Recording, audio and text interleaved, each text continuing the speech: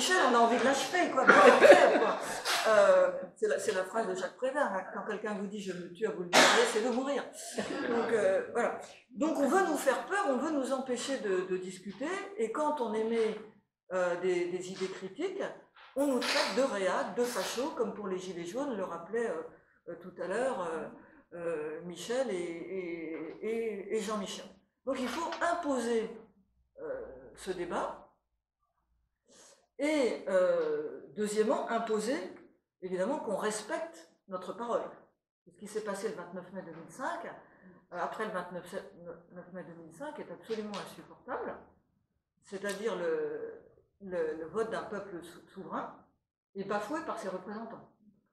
C'est-à-dire une violation flagrante des droits fondamentaux. Et alors, là, c'est pareil, hein.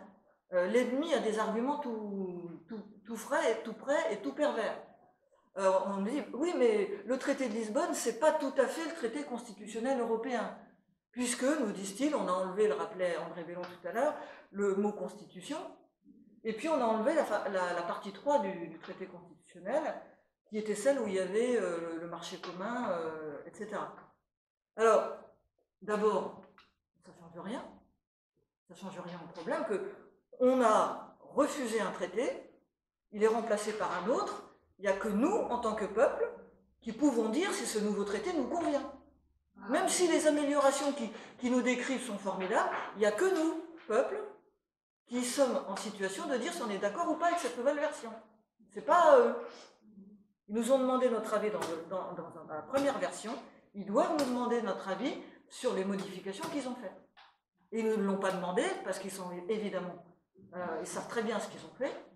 Ils nous ont menti parce qu'enlever la partie 3, ça ne change rien puisqu'elle existe déjà. Enfin, je ne vais pas vous rentrer dans les détails, mais la partie 3, c'est les traités de Rome qui existent depuis les années 50. Donc l'enlever, c'était en fait simplement maintenir l'existant. Donc voilà. Alors, je ne veux pas que je sois... Qu'est-ce qu'on peut faire je vous disais, on peut déconstruire. Là, il y a au moins deux grandes branches. Il y a la branche que Jean Quatremer voudrait, et d'autres, c'est celle du fédéralisme. Le fédéralisme pur et dur, c'est-à-dire on dit, bon, bah, on va jusqu'au bout, on fait comme les Américains.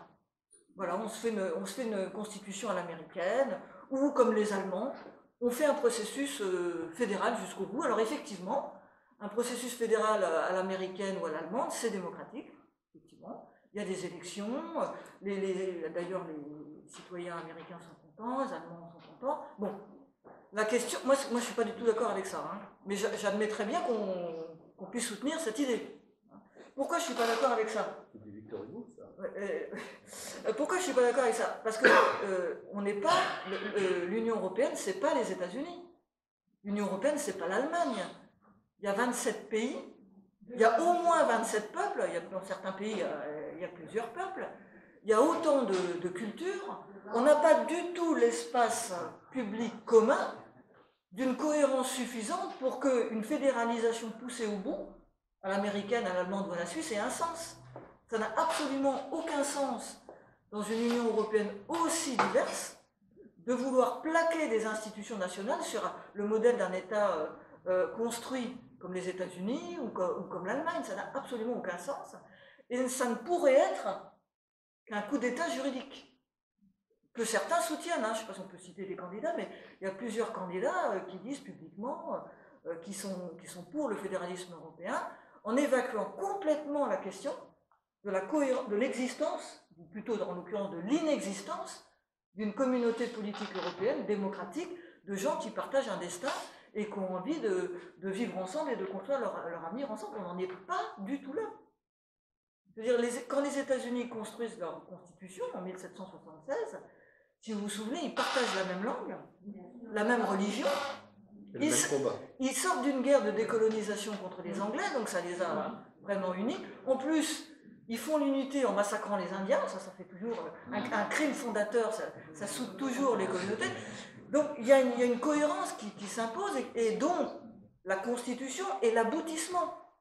Là, ce que veulent les fédéralistes à la Macron, à la Quatremer ou à la Glucksmann, c'est nous imposer une constitution avant qu'on ait éventuellement procédé à cette construction politique qui ferait qu'on serait une communauté politique européenne cohérente, qui se dote de lois, en fait, et d'un cadre. On n'en est, à mon avis, pas là du tout. Mais j'admets très bien que, sincèrement, on puisse le penser. Mais c'est pas du j'y crois pas du tout. Alors, l'autre branche, qui est évidemment à ma faveur, c'est de repartir des États nationaux, de leur redemander leur consentement, et en tout cas, je le réclame pour mon pays, la France, les autres font ce qu'ils veulent, hein, mais je réclame au moins pour mon pays, la France, qu'on ait un grand débat, comme on a eu en 2005, sur le traité constitutionnel européen. Ça prendra le temps que ça prendra. Moi, j'ai de très bons souvenirs de 2005, on discutait pendant des heures, jusqu'à point d'heure, et au bout du compte, ben, on vote. Après des mois de discussion, libre et éclairé, disait le regretté Condorcet, on vote. Est-ce qu'on reste dans cette Europe-là? Si on reste, à quelles conditions on reste? Parce qu'on peut mettre des conditions, pas tout, hein. Et puis si ça ne nous plaît pas, on part, pourquoi, comment? Et on peut avoir un deuxième temps, comment on réorganise l'Europe, contrairement à ce que prétendent les Macron et autres. Il y a des kilomètres de rayonnage de contre-projets européens, d'Europe des nations, d'Europe régionale, on ne manque pas d'idées. Et vous le savez, l'Europe des nations, elle existe déjà et elle fonctionne déjà. Airbus, Ariane Espace, c'est l'Europe des nations qui les ont fait. C'est-à-dire c'est des États souverains qui ont mis des moyens et qui se sont mis à coopérer souverainement, sans fédéralisme aucun, et qui ont construit des projets communs. Donc ça fonctionne déjà. Je vois pourquoi on nous explique que le fédéralisme serait plus efficace. Voilà encore un mythe à détruire. Le fédéralisme n'est pas plus efficace, c'est l'argument qui est utilisé pour passer au vote à la majorité qualifiée. Ça serait plus efficace. Non, c'est pas vrai.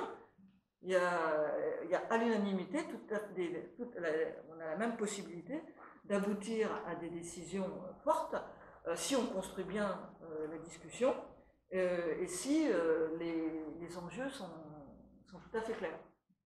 Et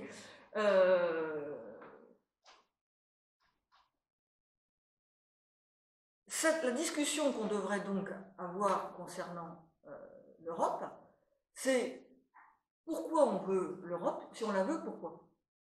Quand on a commencé dans les années 50, c'était clair, on faisait l'Europe parce qu'on voulait réconcilier la France et l'Allemagne, il fallait organiser la répartition du plan Marshall, il y avait ça aussi très prosaïquement, hein.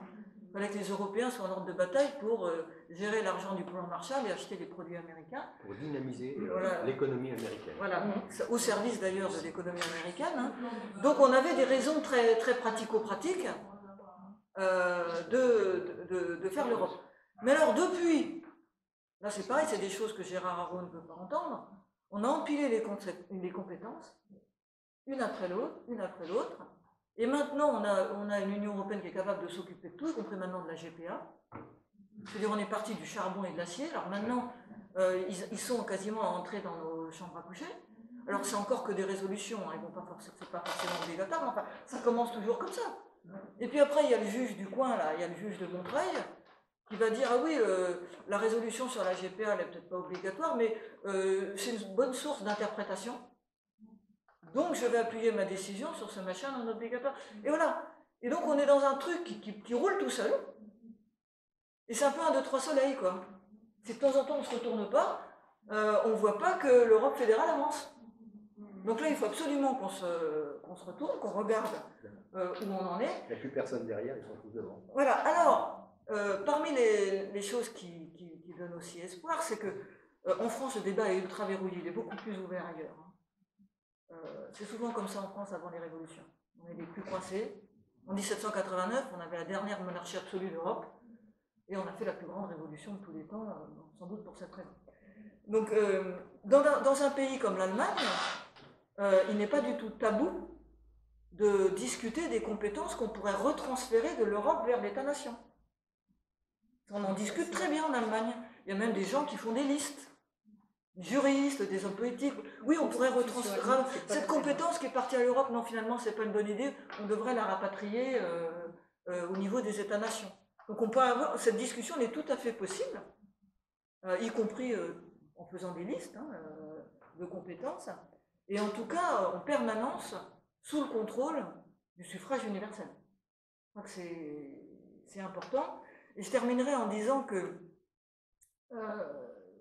j'ai commencé en vous citant ce collègue suisse avec qui je discutais hier et qui me trouve en colère. C'est normal que les Français soient plus en colère que les autres. Enfin, les autres sont peut-être aussi en colère, mais c'est normal qu'on soit plus en colère que les autres, parce que, je ne sais pas ce que vous en pensez, mais je pense que notre peuple paye le prix le plus élevé dans la construction européenne. Parce qu'on avait une histoire politique très particulière, en particulier grâce à 1789, avec cette expérience démocratique que les autres peuples ont connue beaucoup plus tardivement, avec une expérience de souveraineté qui a fait le consensus entre la droite et la gauche, notamment après la Deuxième Guerre mondiale, et qui s'était traduit très concrètement avec nos services publics, avec cet idéal d'indépendance qui était partagé à la fois par les gaullistes et les communistes, cette voie gaulo-mitterrandienne, etc.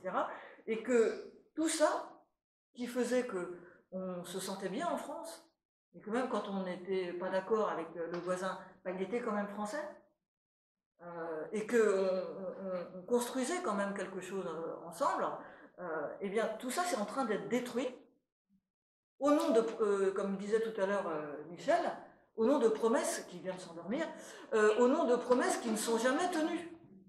C'est-à-dire qu'on nous demande de sacrifier notre souveraineté nationale, non pas au nom de ce qu'est l'Europe, mais au nom de ce qu'elle pourrait être. C'est extrêmement pervers. Alors, comme les Français, contrairement à ce que croit Macron, sont des gens honnêtes et sympas, ils disent, bon d'accord, on va essayer. Mais en fait, cette Europe qu'on nous annonce, elle ne vient jamais. Et on cède. Et on cède à chaque fois.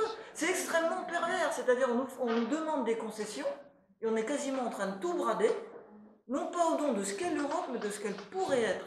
Et que, évidemment, elle ne devient jamais, puisqu'on nous a finalement caché le véritable but de tout ça, faire une Europe de technocrates au service des marchés.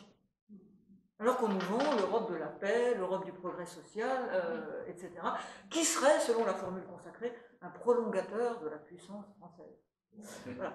Donc c'est de tous ces mythes qu'il faut absolument sortir, et c'est à mon avis tout à fait possible si on a des idées claires, comme on est en train de se les clarifier aujourd'hui tous ensemble.